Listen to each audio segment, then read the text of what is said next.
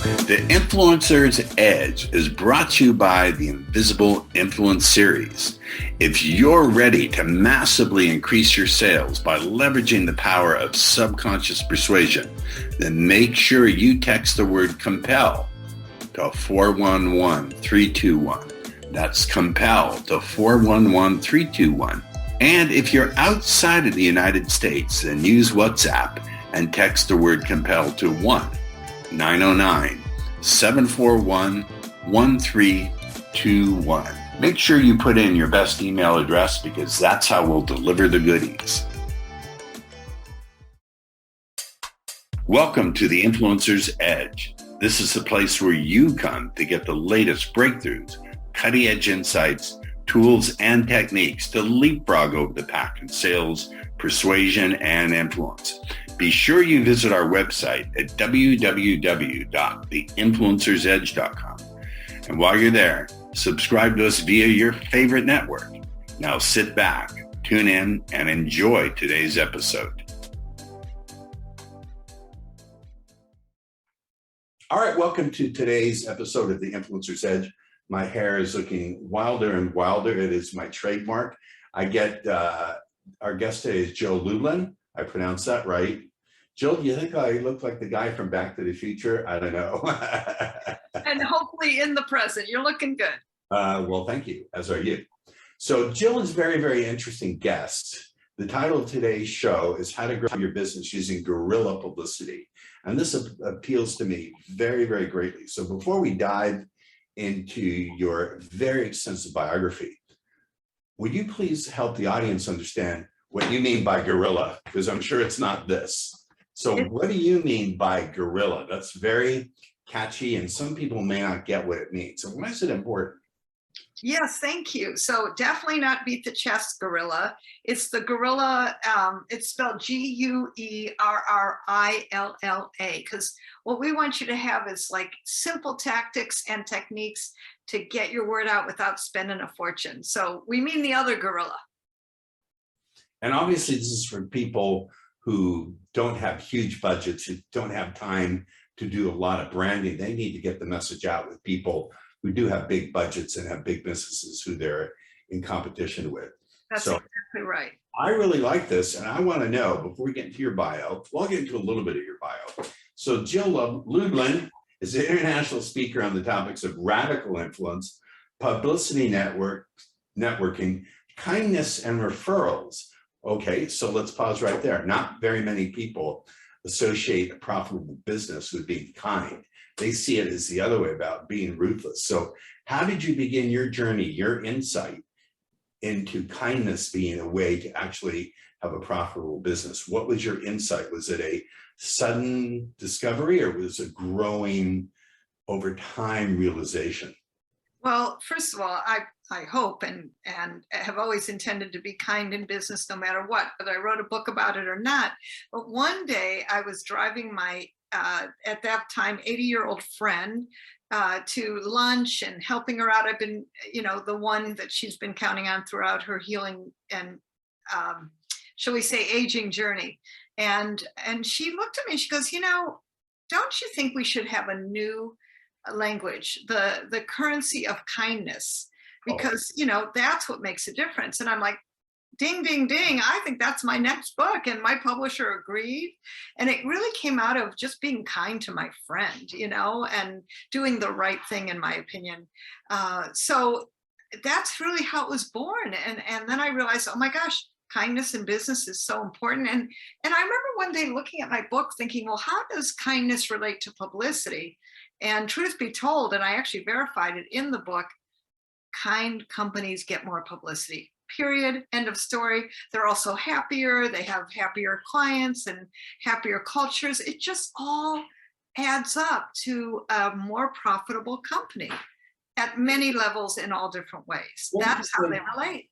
What would you say to the pushback? Because many of our listeners are entrepreneurs and people who are entrepreneurs, people own their own businesses. Isn't it true? I'm going to push back a little bit or put this tidbit out on the table for you, that being a contrarian, that being controversial can really be a way of garnering attention and building a brand that's counter-conventional wisdom that's controversial. I built my first career on it.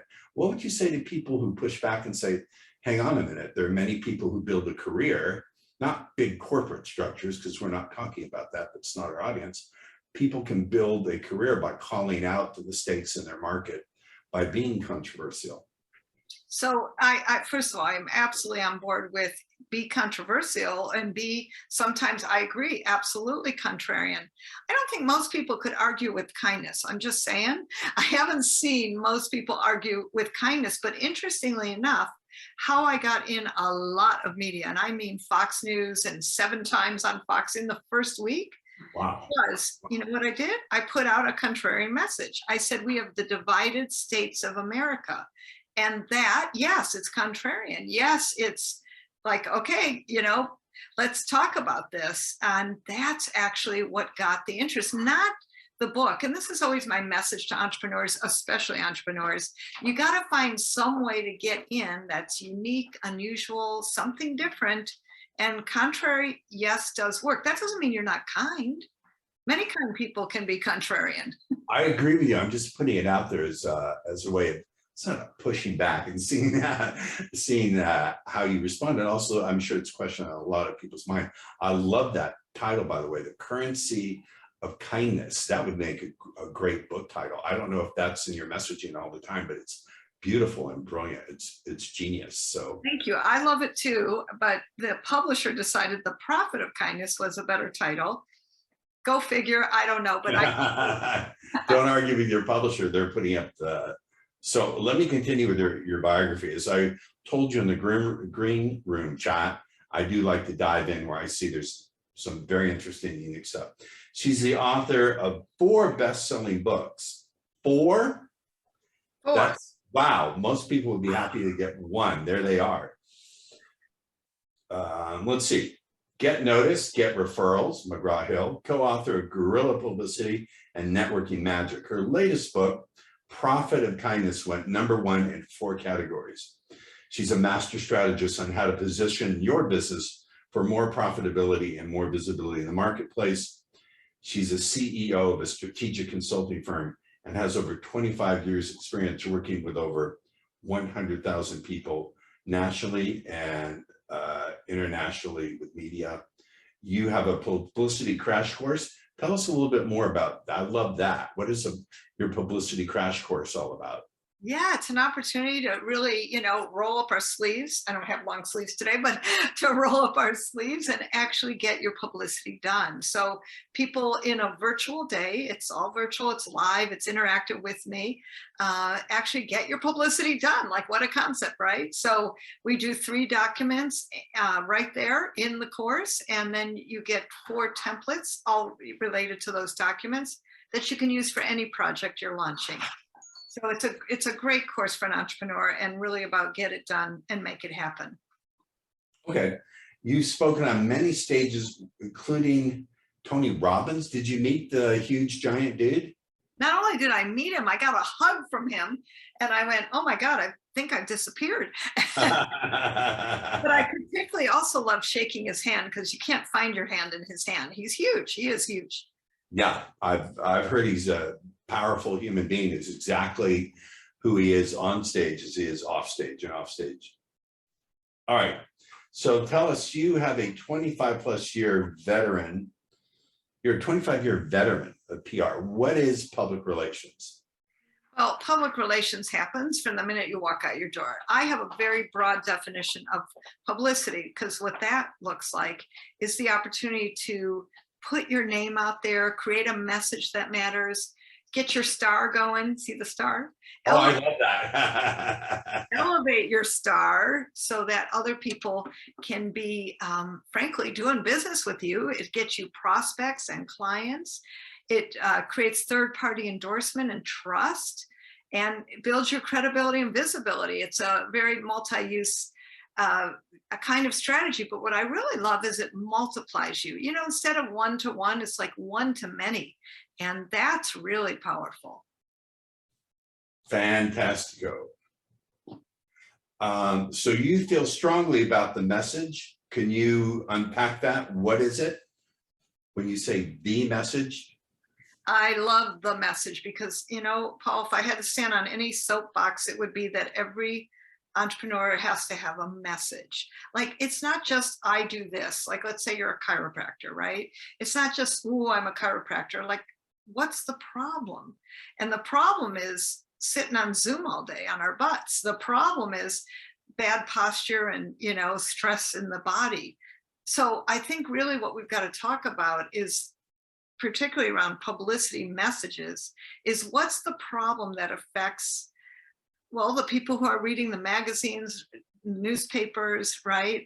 Watching the TV or listening to radio or reading blogs or podcasts, listening. It's all about what's the problem. That's what people care about.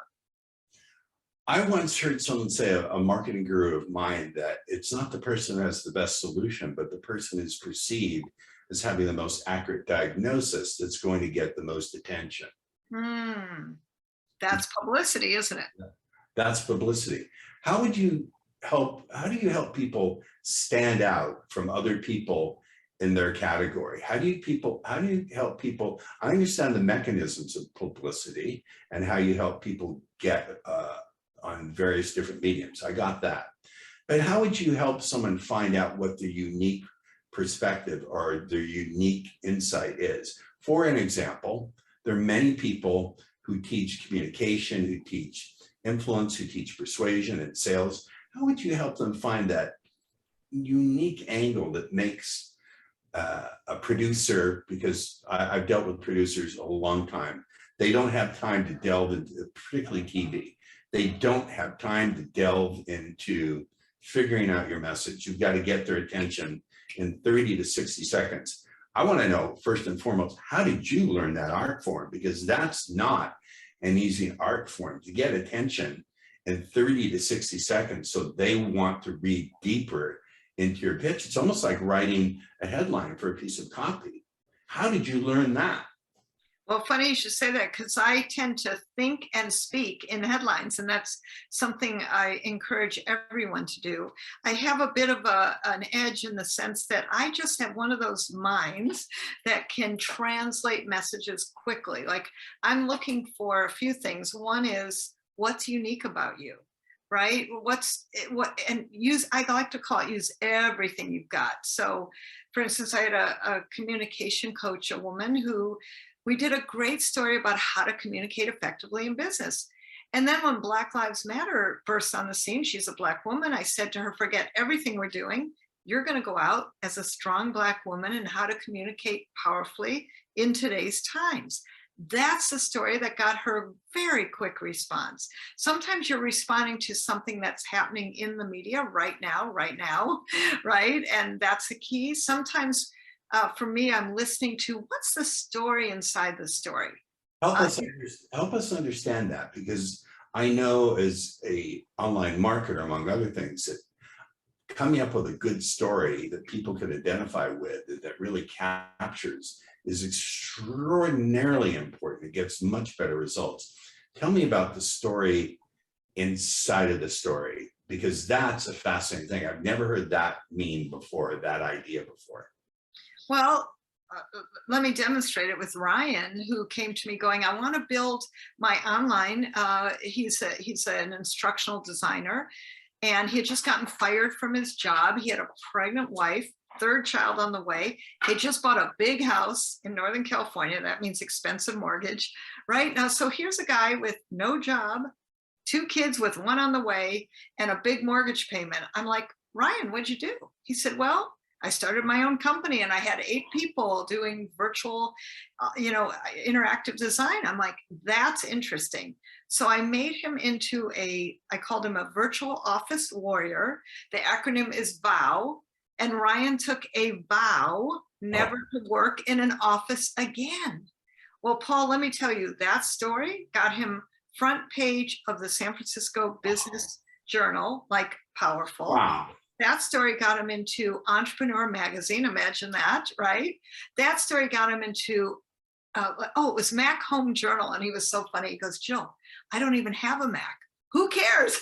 He's got a good story for Mac Home Journal. And this went on for like 9 months, by the way. I mean, really like story after story, because we pushed the right button. We found the heart of the matter, but the heart of the matter was nothing, if you think about it, actually what he actually does. It was the story in the story. It was what would appeal to listeners and readers. It would be what was more interesting. And I think people really got to hear this, is it's not always what you think it is, it's how you're going to get in the media that, well, makes a difference. And truth be told, once you get in the door, front door, side door, underneath the door, you're in the media and you can control the message. And I do want to say that you, meaning you listening, watching, need to control your message. So whatever way you get in, it's beautiful. And then it's called bridging from one topic to the next. And at least you're in, you know? Unpack that. I want to circle back, and then I want to unpack what you mean by bridging. I want to acknowledge you again for a piece of genius that you have, a piece of brilliance. This ability to think in headlines and to fish out what someone's story is. What is your process for fishing out what someone's story is? And also, I want to talk about hiring you, and I'm not joking. So in our we'll have a green room chat after. I want to set up a consult with you because I think you're brilliant. I know a guerrilla marketer. It takes one to know one, and you are one, lady.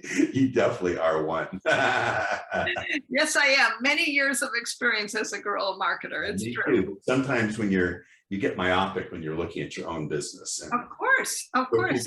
What you're doing is brilliant. I never say to someone, I want you to be, I want to be a client. So you push some buttons here. I shouldn't point, but I'm shaking my finger in a good way. Okay, well, thank you. I'd be honored. How did you develop the ability to fish out someone's story? What is your process for you notice I'm not going through your interview questions. I'm going through what interests me. What was your process? How did you develop the skill, number one, of fishing out someone's story within their story? Well, how did you develop it? Yeah, I think part of it is I have a highly intuitive nature, honestly. I'm listening for things that maybe they aren't saying, kind of like what you do in your interviews. I notice you're doing similar. So I'm listening for what's not being said sometimes. And then if people will drop gold out of their mouths, they're not even hearing themselves half the time. I'm listening for that gold, like, oh, and I'll hear that nugget, that little, what I call, sexy part of the story. And I'll go, tell me more about that. And I'll pull it out.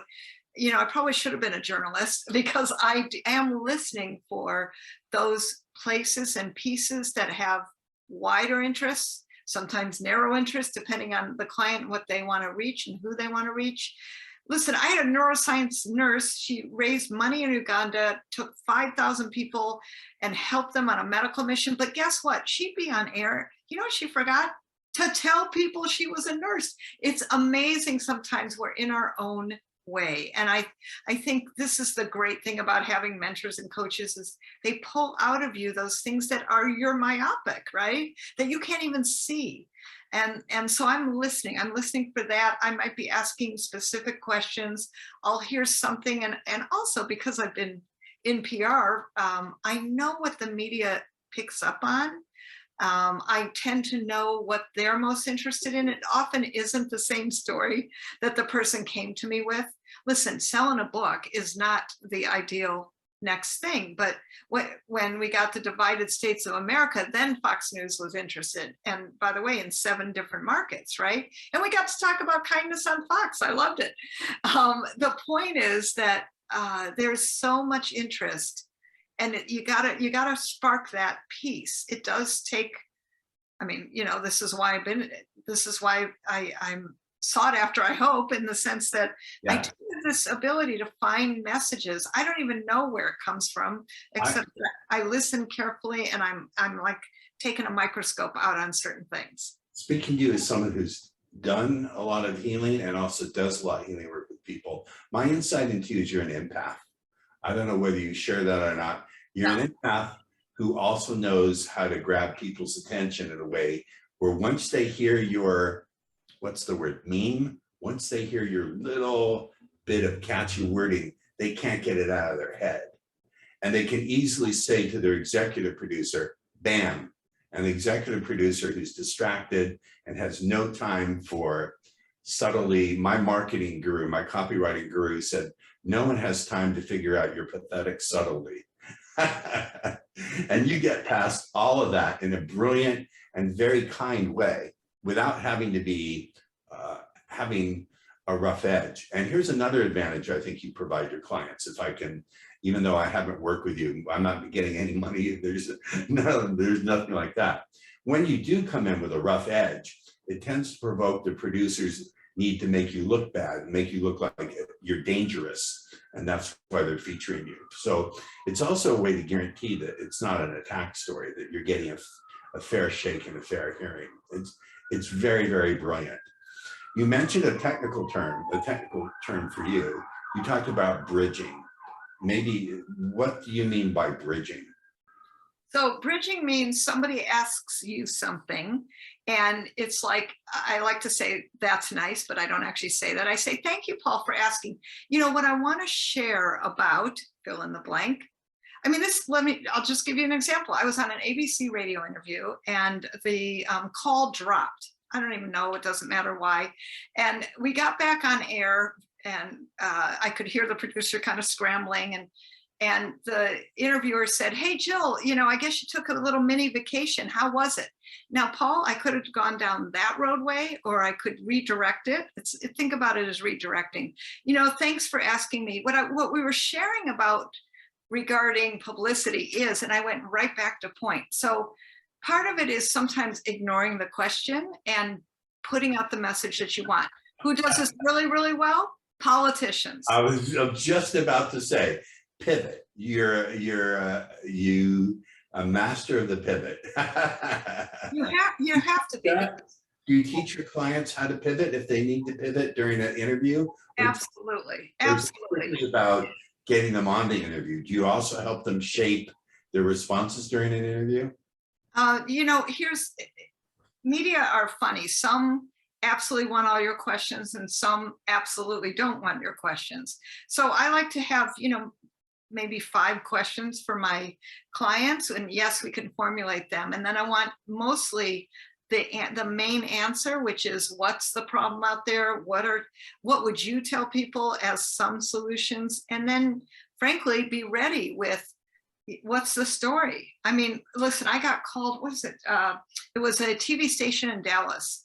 And it was when the major owner of a major advertising agency got fired because he made a racist comment. Stupid, you know, it was bad form, and they had major clients like Coca-Cola and Home Depot and Diet Dr. Pepper and all kinds of big Motel 6, big clients. Well, guess what? He got fired from every one of them. And I remember this Dallas news producer said, Jill, can you go on air at 4 o'clock? We need you to talk about this and give your opinion as a publicity person, right? And I'm like, I mean, in my brain, I hadn't even read the story. I was teaching my virtual publicity class that day. I had not read the story, okay? And I get this text, and what I say, yes, you always say yes. Listen up, my friends. You always say yes to any request, and then you take it the way you want. And by the way, I did a quick Google search. I formed an opinion. I made it sound, well, smart, and literally 4 minutes, because that's about what an average TV, radio, you know, they're quick. They're 4 to 48 minutes. Can I just tell most of you, all of you can sound smart for 48 minutes. I mean, just put together a few main points. You will sound smart, and then you roll with the rest. It's all good. Most importantly, you have to say yes. This is very interesting. It jives with, I don't know if you're a Howard Stern fan. I'm a big Howard Stern fan. He's brilliant.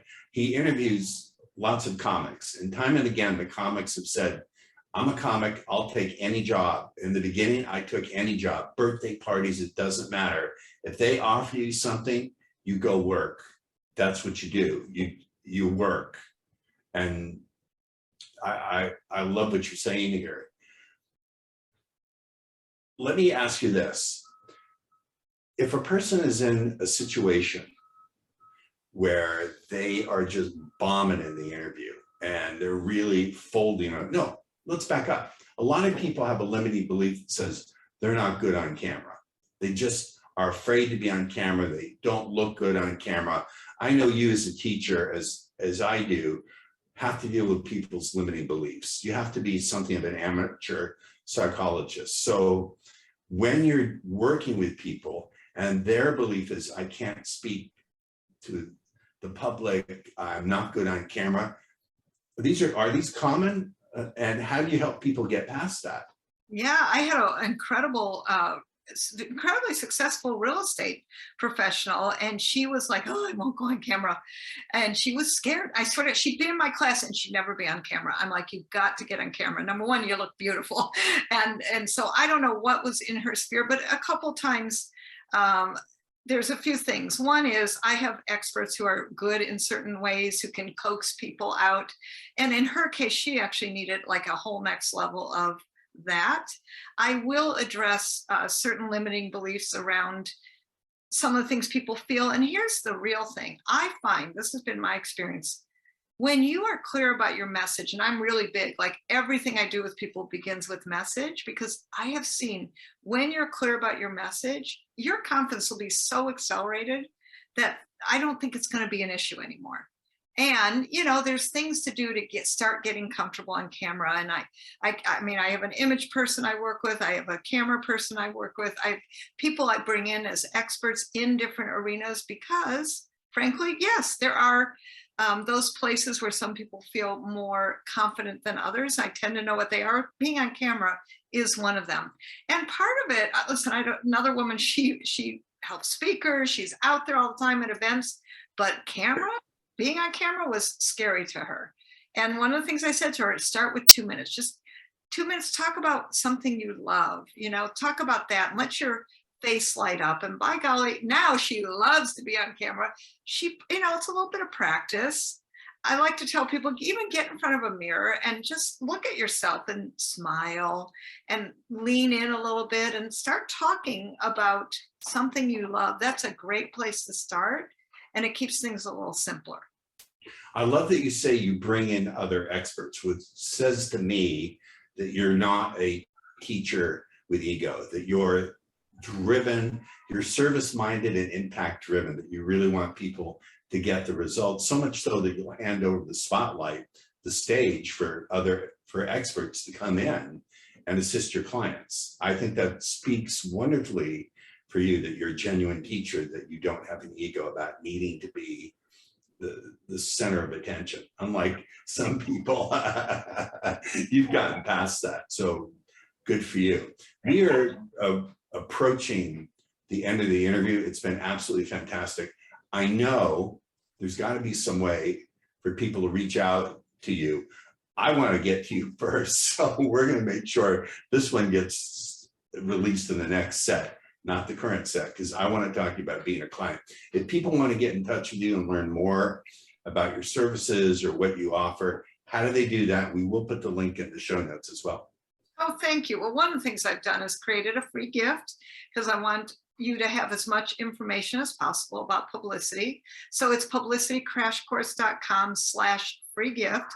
And super great news, it's a 1-2 gift, meaning I gave you something extra, which you're going to want to do, which is it's a publicity masterclass. It's live. It's interactive with me. You get to ask questions. I'm going to deliver you some more great content. And so check that out, publicitycrashcourse.com/free gift, and come on to the class live and check out the action guide. I'm going to take the course. You guys may see me on it.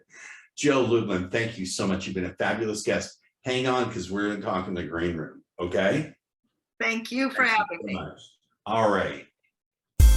The Influencer's Edge is brought to you by the Invisible Influence Series. If you're ready to massively increase your sales by leveraging the power of subconscious persuasion, then make sure you text the word COMPEL to 411321. That's COMPEL to 411321. And if you're outside of the United States, then use WhatsApp and text the word COMPEL to 1-909-741-1321. Make sure you put in your best email address because that's how we'll deliver the goodies. Thank you for tuning in to the Influencer's Edge, where you get the latest breakthroughs, cutting-edge insights, tools, and techniques so you can leapfrog over the pack in sales, influence, and persuasion. Remember to visit our website at www.theinfluencersedge.com to enjoy even more great episodes like this one.